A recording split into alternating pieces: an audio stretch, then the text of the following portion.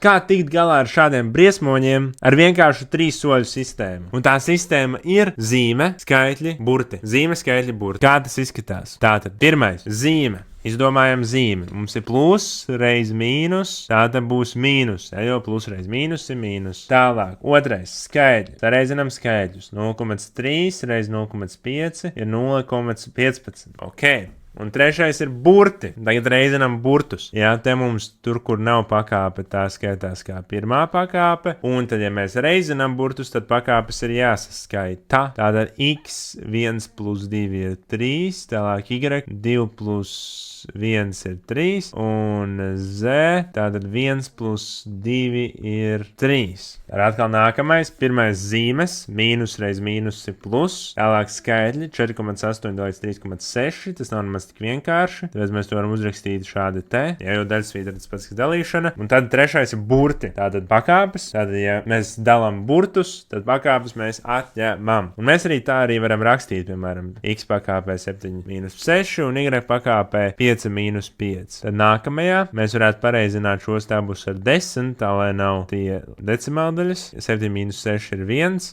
Un 5 mīnus 5 ir 0. Un tad šeit mēs abus varam saīsināt 12 un dabūt 4 trešdaļas. X pirmajā pakāpē ir x un y nultajā ir 1. Tad atbilde sanāk 4 trešās x. Un kāpināšanā tas pats. Pirmkārt zīme, mums te ir plusiņš, plusiņš kubā ir plusiņš. Tālāk skaitlis, 2 kubā ir 8, un tad ir burti. Ja mēs pakāpi kāpinām vēl vienā pakāpē, tad pakāpes tiek reizinātas. Tātad mums 3 reiz 3 un 2 reiz 3. Tātad 8x 9. y 6.